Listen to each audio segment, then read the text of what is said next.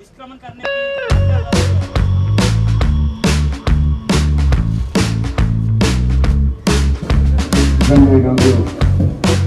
దీక్షాంతపయుడు చాలా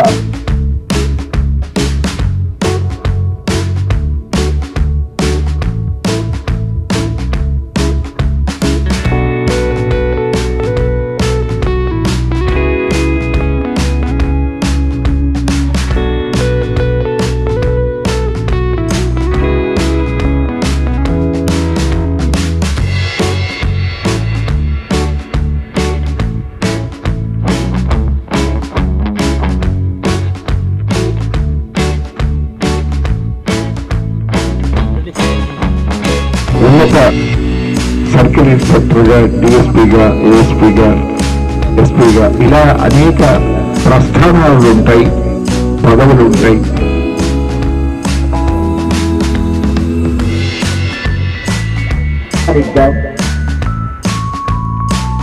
అందరూ కూడా ఎలా ఉన్నారంటే ఒక సూర్యుల్లా వీరుల్లా కంకణబద్దులై నిలబడ్డారు.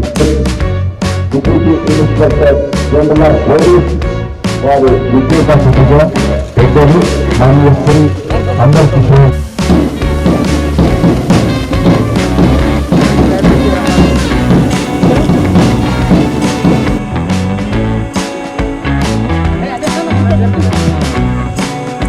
గౌరవ వందనాన్ని సమర్పించడానికి శ్రీ గొల్ల నాగరాజు గారు, పరేడ్ కమాండర్ గారు విచ్చేస్తున్నారు.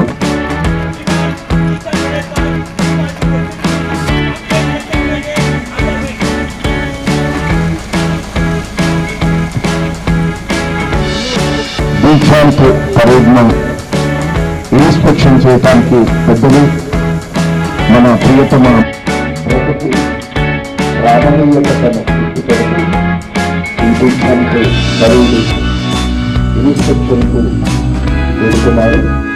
200 ఉద్యోగులైనటువంటి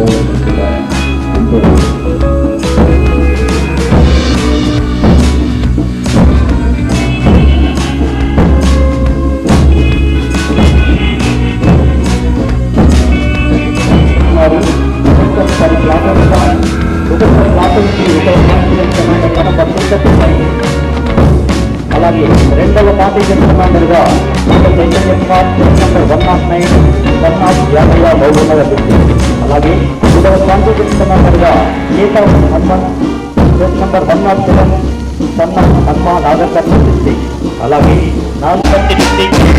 అలాగే ఏడవ కాంపిటేషన్ కమాండర్గా కురువైటి నెంబర్ 71 సన్నాథ్ సారి నాగర్కర్ణ ప్రత్యేకంగా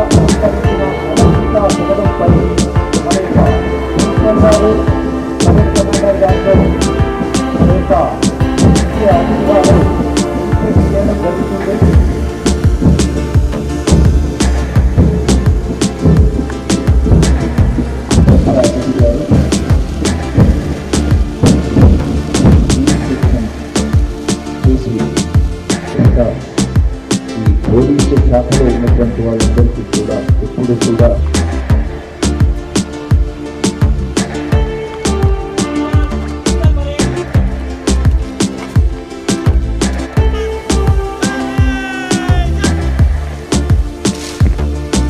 అందరూ లేచి నిలబడవలసిందిగా కోరుతున్నాను.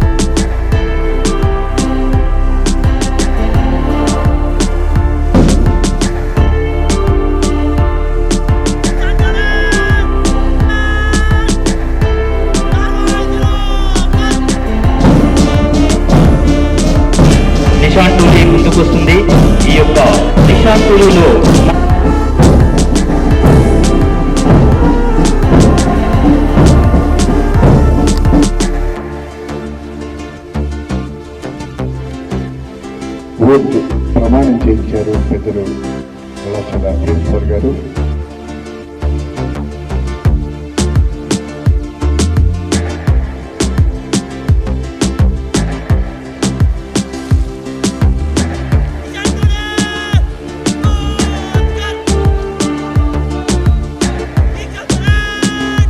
అందరూ నిలబడి జెండాకు గౌరవ వందనాన్ని సమర్పించవలసిందిగా కోరుతున్నాను.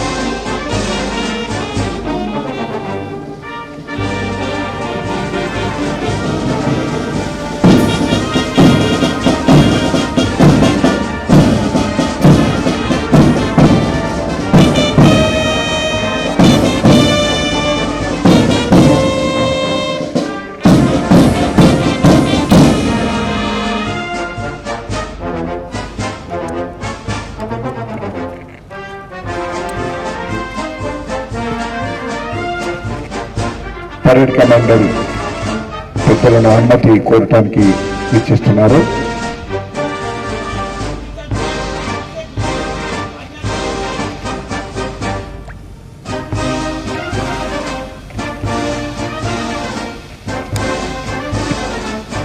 ఇప్పుడు 10 ప్లాటూన్లు దీక్షాంత్ పరేడ్ ను నిర్వహిస్తారు. ఇది చాలా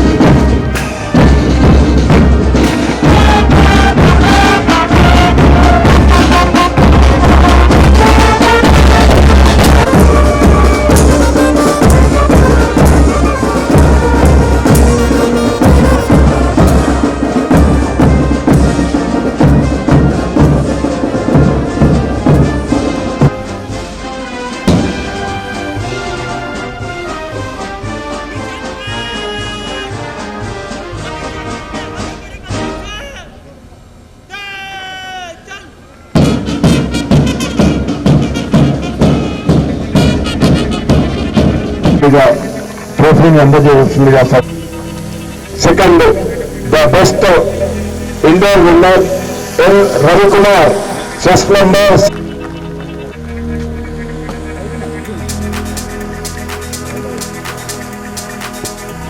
the best finals K Sasidhar Goud, chess number 235 of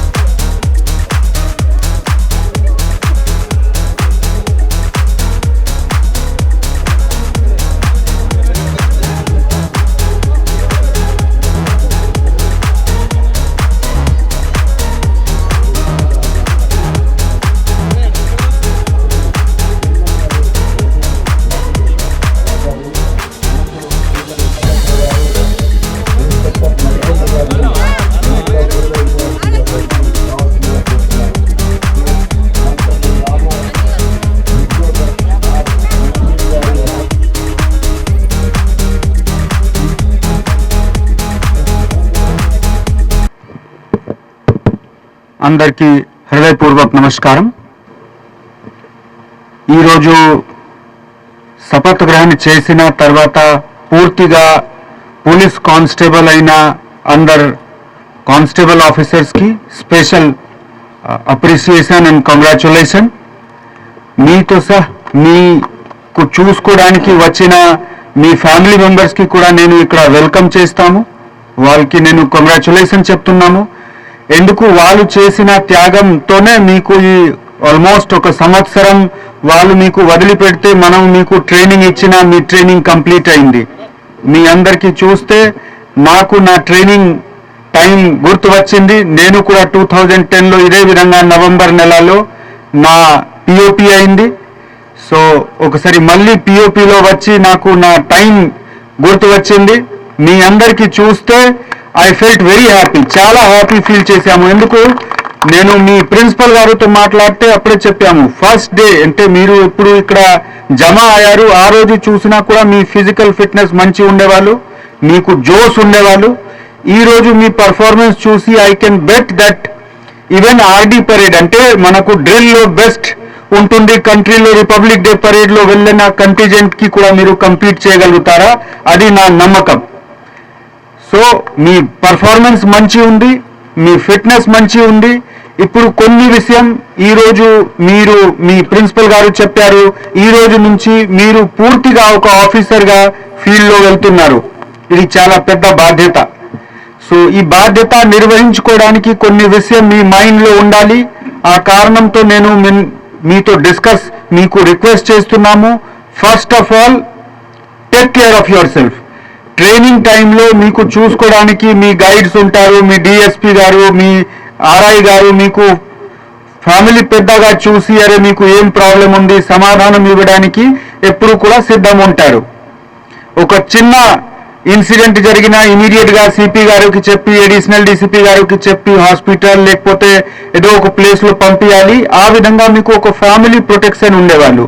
కానీ మీరు ఇక్కడ నుంచి ఫీల్డ్లో పోతే డెఫినెట్లీ అక్కడ కూడా మాకు వెల్ఫేర్ గురించి, మన మెన్కి సేఫ్టీ సెక్యూరిటీ గురించి అరేంజ్మెంట్స్ ఉంటుంది. కానీ ఒక ట్రైనింగ్ ఇన్స్టిట్యూట్లో ఉన్న పద్ధతి పరంగా సిస్టమ్ ఉండదు. కొంతమందికి మారుమూల ప్రాంతంలో మీ అందరు దాదాపు పాత మహబూబ్ నగర్ డిస్ట్రిక్ట్ నుంచి ఉన్నారు. సో మీ పోస్టింగ్ ఏరియా డెఫినెట్లీ కొంచెం రూరల్ ఏరియాలో ఉంటుంది. సో దయచేసి మీ ఫిట్నెస్, మీ హెల్త్ తప్పకుండా మీరు జాగ్రత్తగా చూసుకోవాలి. ఈ ఫిట్నెస్ మీరు ఈ రోజు ఎట్లా మెయింటైన్ చేశారు అదే విధంగా భవిష్యత్తులో కూడా మీరు రెగ్యులర్గా మార్నింగ్ పీటీ, రోల్ కాల్ అన్నీ అటెండ్ చేస్తే మీ గురించి లాభం ఉంది, మీకు లాభం ఉంటుంది, డిపార్ట్మెంట్కి మీ పర్ఫార్మెన్స్ తెలిసిపోతుంది. అది వేరే విషయం, మార్నింగ్ ఎవరెవరు మార్నింగ్ రిపోర్ట్ చేశారా, లైవ్ రూల్ కాల్లో వచ్చారా. కానీ ఇది మీకోసం చాలా మంచిది, మీ హెల్త్ మానిటరింగ్కి చాలా మంచిది ఉంటుంది. సో దయచేసి ఇక్కడ నుంచి వెళ్ళినప్పుడు మీ హెల్త్, మీ డిసిప్లిన్ మీరు ఇక్కడ ఎట్లా మెయింటైన్ చేశారు ఆ విధంగానే మెయింటైన్ చేయండి. లేకపోతే మీ ప్రిన్సిపల్ గారు మహబూబ్ నగర్ నుంచినే ఉన్నారు, చెప్తున్నారు సార్ మా ఊరు నుంచి కూడా 4-3 ఉన్నారు.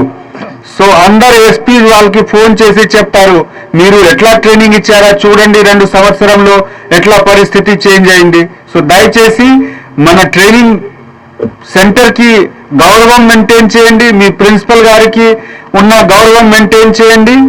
ఫీల్డ్లో వెళ్ళినా ఆ విధంగానే మెయింటైన్ చేయండి మీ డిసిప్లిన్, మీ ఫిట్నెస్.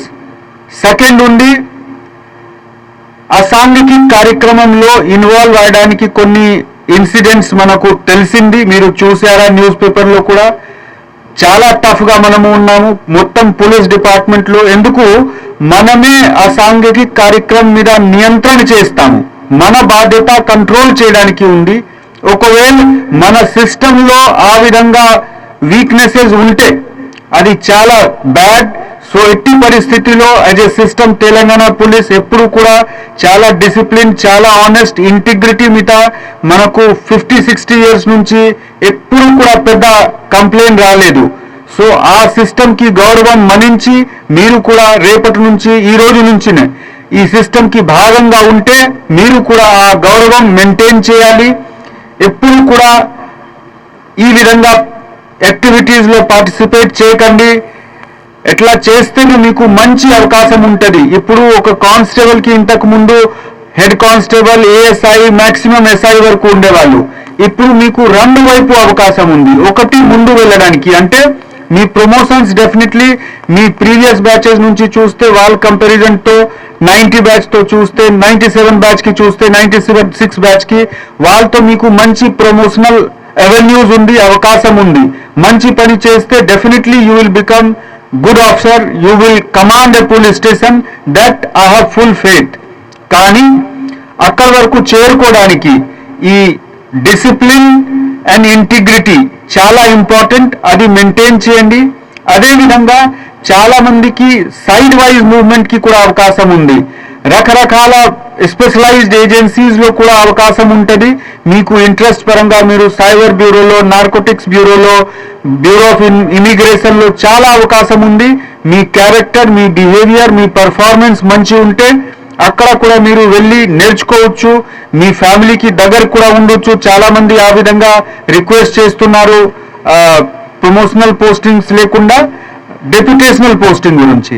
సో అది కూడా మేము మీకు అడ్వైజ్ చేస్తున్నాము. దయచేసి మీకు ఉన్న స్కిల్స్, సపోజ్ మీకు మంచి టెక్నికల్ స్కిల్ ఉంది, డ్రోన్ గురించి మీకు నాలెడ్జ్ ఉంది, స్కిల్ ఉంది, లేకపోతే మీకు సిడిఆర్ అనాలిసిస్ గురించి, సాఫ్ట్వేర్ ప్లానింగ్ కి స్కిల్ ఉంది, తప్పకుండా మీరు డెవలప్ చేయండి. ఎందుకు? Learning is a life long process. మనకు ట్రైనింగ్ అయిపోయింది, law and order, intelligence, crime, BNS అన్ని చదివి ఎగ్జామ్ రాసి పాస్ చేశాము, మా పని అయిపోయింది, అట్లా లేదు. లైఫ్ లాంగ్ నేర్చుకుని ఉండండి. ట్రైనింగ్ లో మీరు ఉంటే మీకు ఒక పద్ధతి పరంగా, ఒక సిస్టమ్ పరంగా ఎగ్జామ్ ఉంటుంది. కానీ లైఫ్ లో ప్రతిరోజు మీ ఎగ్జామ్ ఉంటుంది. ప్రతిరోజు మీకు ఒక క్వశ్చన్ పేపర్ వస్తుంది. ఒక ప్రాబ్లం వచ్చినా అది ఒక క్వశ్చన్ పేపర్ అలాగా ఉంటుంది. మీరు రిజాల్వ్ చేస్తే, సాల్వ్ చేస్తే, మీకు ఆన్సర్ కరెక్ట్ గా దొరికితే మీకు హ్యాపీనెస్ అవుతుంది. ప్లస్ పబ్లిక్ అప్రిసియేషన్ మీకు అడిషనల్ గా ఉంటుంది. ఒక కానిస్టేబుల్ ఎక్కడ కూడా 2-3 సంవత్సరంలోనే మీకు ఒక బీట్ లో పంపిస్తే మీరు ఆ బీట్ కి ఇన్ఛార్జ్ గా ఉంటారు. దాదాపు ఒక 1000 మెంబర్స్ మీరు మంచి చూసినా వాళ్ళకి లైఫ్ లో డెఫినెట్లీ చేంజ్ ఉంటుంది. సో డే 1 నుంచి మీ ఆబ్జెక్టివ్ ఉండాలి. మేము ఏ విధంగా మేము నేర్చుకున్న విషయంకి వాడుకున్న ఏ విధంగా పబ్లిక్ కి హెల్ప్ చేయాలి. పబ్లిక్ కి హెల్ప్ మేము 2-3 సార్గా, అంటే 2-3 టైప్ లో చేసుకోవచ్చు. ఫస్ట్, మంచి బిహేవియర్. ఎవరు మీతో వస్తే మాట్లాడితే వాళ్ళు ఒక డిస్ట్రెస్ లోనే ఉంటారు. జనరల్ గా హ్యాపీగా, హాయిగా మ్యారేజ్ అటెండ్ చేయడానికి వెళ్తున్నప్పుడు ఎవరు పోలీస్తో అడగరు, వారికి అందరికీ తెలిసి ఉంటుంది. కానీ మ్యారేజ్ లో వెళ్తున్నప్పుడు దారి మిస్ అయితే టెన్షన్ లో పడి ఇమీడియట్ గా మా దగ్గర వస్తారు. సో డిస్ట్రెస్ లో ఉన్న మనిషిని మా దగ్గర వస్తారు. ఎవరు దొంగతనం అయింది, దారి మిస్ అయింది, ఏదో ఒక సంఘటన జరిగింది. సో ఆ విధంగా ఉన్న మనిషికి ఫస్ట్ సింపథెటిక్ గా మాట్లాడాలి. వాళ్ళు చాలా సార్గా వాళ్ళకి ప్రాబ్లం కూడా క్లియర్ గా మీకు చెప్పలేకపోవడానికి పరిస్థితి ఉండదు. సో ఫస్ట్ వాళ్ళతో పొలైట్లీ మాట్లాడి, భరోసా ఇచ్చి, కొంచెం వాటర్ ఇచ్చి మాట్లాడితే మీకు వాళ్ళకి బాగా తెలిసిపోతుంది. తెలిసిన తర్వాత మీకు ఉన్న సిస్టమ్ కి నాలెడ్జ్, ఈ ప్రాబ్లం కి సమాధానం ఎట్లా ఉంటుంది, మంచి మీకు కాంటాక్ట్స్ కూడా ఉండాలి. మెడికల్ ప్రాబ్లం అయితే ఎవరికి చెప్పాలి, లీగల్ ప్రాబ్లం అయితే సపోజ్ ఒక